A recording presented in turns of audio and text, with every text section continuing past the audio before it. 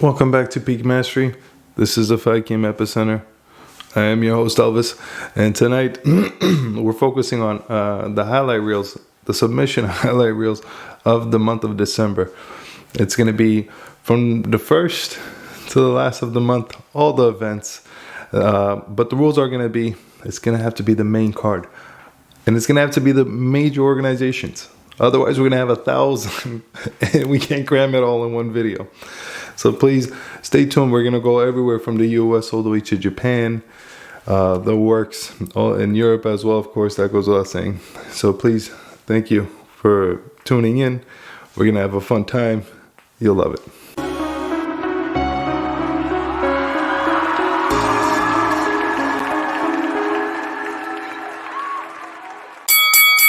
Okay, first things first, it's going to be on December 3. It's going to be one championship, and it's going to Marcus Buchecha versus King Ji-won from South Korea. And this was unfortunately wrapped up too soon. It was cool. It was nice to see. We have both undefeated guys. Buchecha from Brazil, multi-time champ, heavyweight champ in jiu-jitsu. And we have King Ji-won, undefeated, 5-0, heavyweight, husky fella, very strong, very sturdy. And Marcus just pounced on him. Buchecha just had him, brought him all the way to the cage, dragged him down, wrapped him up in a rear naked choke. And of course, it goes without saying that we're going to see a display of jiu-jitsu like no other with Buchecha in there. And it was as if he was a python, the way he stretched him out and just choked him. That referee came in there fast. Now, same night, December 3rd, it was Bellator, and it's going to be Spike Carlisle and Dan Moret. And these boys, it was a drag-out type of fight. Both up-and-comers, and this was in the prelims. It went to the third round. These boys were gassed out on their feet, but so much heart was shown. At one point, they rolled around. There was a transitioning happening. Spike manages to grab a hold of Dan's neck and starts cranking at it, but it wasn't cinched up enough. There's just a little adjustment, a little movement, and Carl just starts yanking at it that much more. And there you have it. The ref stepped in. I think Dan might have been out on his feet, rather on the ground, and the ref couldn't see anything because Carlisle was on him entirely. So hopefully it didn't do any long-term damage. Same night, we're going to go LFA 119 on December the 3rd. And it's going to be Awesome Worms versus Chris Rentera. And this was a quicker upper. They came in, they had their long intro, the names, the height, the weight, the breakdown, and they just came at each other. There was a moment Chris went for that takedown, and this may be 20 seconds in, puts Austin on his head, pounding him as much as he could. Austin wrapped up his legs around his arm. Chris is trying to get on out, picks him up, drops him once again, but it only tightened the grip for the armbar. Awesome Worms. December 4th, it's going to be ACA, that's in Russia. Ahmed Musakayev versus Francisco de Lima. And this went to 3 rounds. It was hard to watch. In fact, it was a grind. Ahmed was trying to be the busybody here, but Lima just kind of was inactive, and I don't know, was, I guess, relying on muscle. By the time that the fight ended, I feel it's just because Lima was just gassed out. Ahmed just had him up against the cage and just went for I guess you could call it a choke. There wasn't even a defense for it. It just happened the way it did. On the same night, we also had a UFC fight night, and it was Clay Guida, Leonardo Santos. And this was just one of those crazy come-from-behind wins.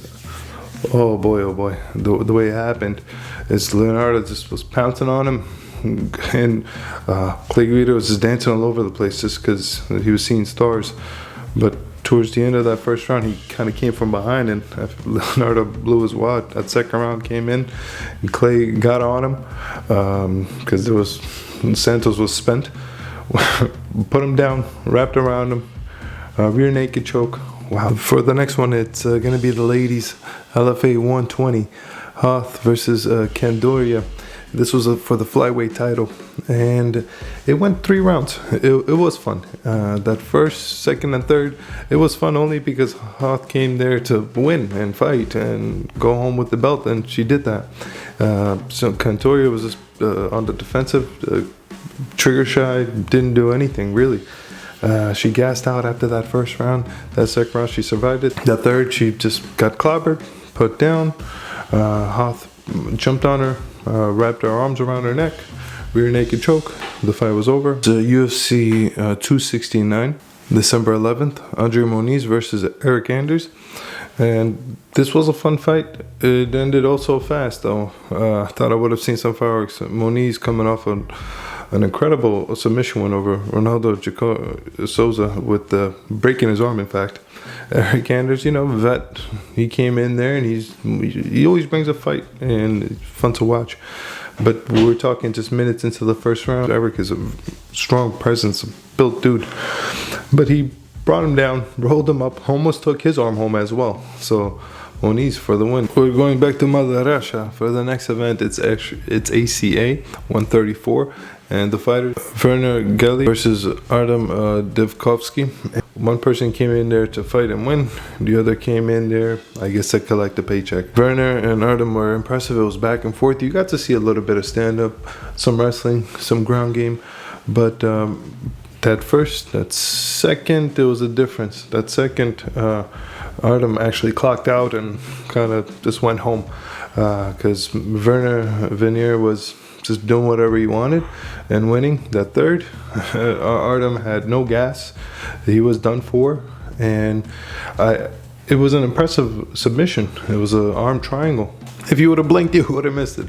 For the next one, it fell on December 17th for one championship, and it was Mark Sangal, Paul Lumihi, and there was this little brief moment, a little exchange, and you just find Mark on top of Paul, and he goes around him. He's on his back and sinks his arms in, and there goes the rear naked choke. Senju for the win. From Japan to Poland. And for the next one, it's going to be KSW 65. Again, I can't pronounce these names because they're difficult Russian names, but it's Damien P versus Mark Dossels. And this was a war. But at one point, you have Mark up against the cage. Damien with that ground game, his arm kind of nearly breaking that as well. So I don't know if you could call it an arm bar or a triangle. It was a hybrid. For the next one, it was a UFC fight night. Derek Lewis versus Chris Dawkins. Jordan Levitt versus Matt Sales. And these boys, they're really around that same period in their careers. One is 8-1, the other is 8-3. Strong and fast lightweights.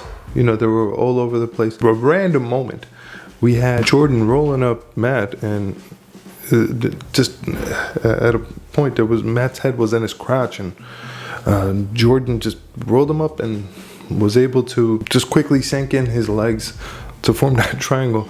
It was inverted. It's kind of picture an opposite of a 69 position. It was out. Ref came in. Mad for the win. Inverted triangle. I just love those crazy moments. That's just the best. And for the last but not least, it went to Rizin 33 back into Japan from the US. And it was the champ Roberto Souza versus Yusuke Yachi. And Yachi surviving the first and second round because Roberto was all over him. He had no opportunity to go anywhere. This is a multi-time Brazilian Jiu-Jitsu champ, so once you grabbed a hold of him, there was no escaping it. And yeah, he's a vet. He's been around for a long time. This man had, I think, over 40 MMA fights. And that second round, at one point, a little slither snake is going to get caught sooner or later. Roberto pounced on him, and he had him for what seemed like it was a triangle armbar. And of course, Roberto with his tongue out, right? It wasn't that difficult for this event, but it was still fun. You still had your good ones and your ones that just, But in this case, we had an awesome one, and I gave it to Jordan Levitt versus Matt Sales on the Chris Dawkins, Derek Lewis event. Just that type of randomness, that spontaneous, the madness, you got to give it to Jordan Levitt on that one. For the win for December, he gets a submission of the month. So there you have it. That wraps up our December submission month. I hope you enjoyed as much as I did. Again, we went over so many massive events, so many players. It was a tough choice, but we came out on top. I hope you did enjoy this. I will be doing series like this, continuing it from every month, hopefully every year, right? We're going to push this as hard as we can. This is Peak Mastery. This is a Fight Game Epicenter. I am your host, Elvis. I appreciate you stopping by. Please comment. Let me know, which one did you think? Which one did you prefer?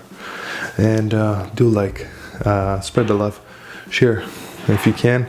Stop by once again. What I'm working on at the moment is knockouts, boxing knockouts of December. So stay tuned. I'll be delivering that also soon. See ya.